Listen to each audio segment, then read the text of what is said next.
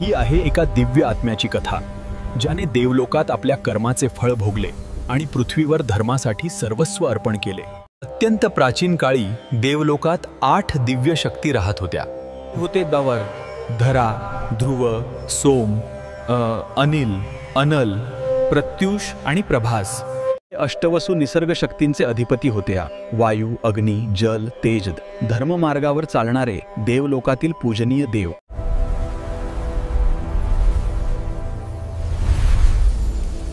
एके दिवशी ते अष्टवसु आपल्या पत्न्यांसह पृथ्वीवर भ्रमणास आलेचा।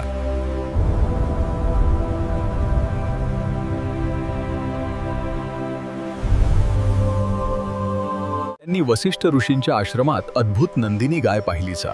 कामधेनूची कन्या, दिव्य तेजाने झळाळणारी, इच्छित वस्तू देणारी। हे मी काय पाहत आहे? ही पवित्र गाय आणि हे सुंदर ठिकाण।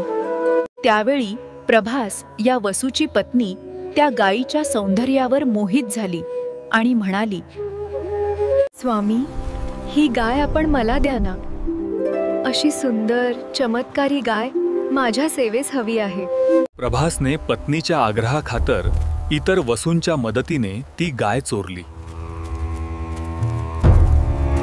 लोभ माणसाला महान आपत्तीमध्ये ओढून नेतो।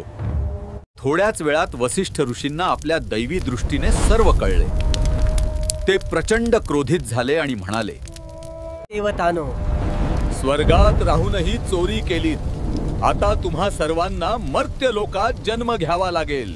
ऋषे कोपाग्निना दग्धाः पतिष्यथ मर्त्यलोके, असे म्हणून ऋषींनी त्यांना शाप दिला। त्या दिव्य वसूंनी ताबडतोब क्षमा याचना केली। ते म्हणाले, हे ऋषीवर्य, कृपया आम्हाला क्षमा करा, आम्ही तुमच्या दयेची याचना करतो। वसिष्ठांना दया आली व ते म्हणाले, सातांना मी मुक्ती देईन, पण प्रभासाला दीर्घ दुःख भोगावं लागेल। पण जो मुख्य दोषी आहे प्रभास तागी, त्याला दीर्घकाळ मर्त्य लोकात दुःख सहन करावे लागेल। शापित वसू आता गंगा देवीची प्रार्थना करत होते। माते गंगे, कृपा करा, आमची पृथ्वीवरील माता व्हा। आम्हाला तुझ्या गर्भातून तथास्तु वसुजन। गंगा देवी नमस्तुभ्यं, मुक्तिं दास्यसि नः सदा। एका दिवशी राजा शांतनू गंगेच्या किनाऱ्यावर फिरत होता आणि त्याला देवी गंगा स्वतः दर्शन देऊ लागल्या। देवी, तुमच्या सौंदर्याचं वर्णन करायला शब्द नाहीत, तुम्ही माझ्याशी लग्न कराल का? राजन, पण अट आहे ते, माझ्या कृतींवर प्रश्न विचारू नकोस। तथास्तु देवी, मी तुझी अट मान्य करतो। वचनम धर्ममूलम स्यात् तद्भंगम विनाशका। काळ पुढे सरकला।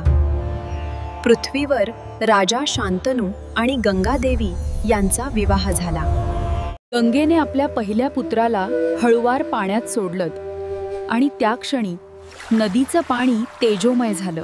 गंगा 7 पुत्रांना जन्म दिला आणि लगेच त्यांना नदीत विसर्जित केले। देवी, हे काय करतेस तू? माझे पुत्र पाण्यात सोडतेस? कारण त्या वसूंना मुक्त करायचे होते। राजा शांतनू या कृत्याने व्यथित झाले, पण गंगाने काही सांगितलं नाही। 8वा पुत्र जन्मला दच्चा, तोच प्रभास वसूचा अवतार होता। जेव्हा 8वा पुत्र झाला तेव्हा शांतनूंनी तिला थांबवले। हे पाप आहे, तू माझ्या पुत्राला पाण्यात बुडवू शकत नाहीस। तेव्हा गंगा देवीने आपले दिव्य रूप दाखवले आणि म्हणाली, राजन, हे सर्व अष्टवसु होते, 7 मुक्ती दिली, पण हा 8वा प्रभास अब दीर्घ जीवन जगेल, याचे नाव देवव्रत असेल। तोच पुढे भीष्म म्हणून प्रसिद्ध होईल। प्रकारे प्रभास वसू पृथ्वीवर देवव्रत म्हणून जन्माला आला। त्याचं जीवन वचन, संयम, निष्ठा आणि धर्मयुद्धाचं प्रतीक बनले। त्याने आयुष्यभर ब्रह्मचर्याचा व्रत घेतला आणि भीष्म अदला म्हणजे भयानक व्रतधारी ईश म्हणून ओळखला गेला. दैवत असो वा मानव भुलर, कर्माच्या परिणामापासून कोणी सुटत नाही, पण सत्य, भक्ती आणि शौर्याने प्रायश्चित्त करता येतं. ही कथा आहे भीष्माचार्यांच्या मागील जन्माची.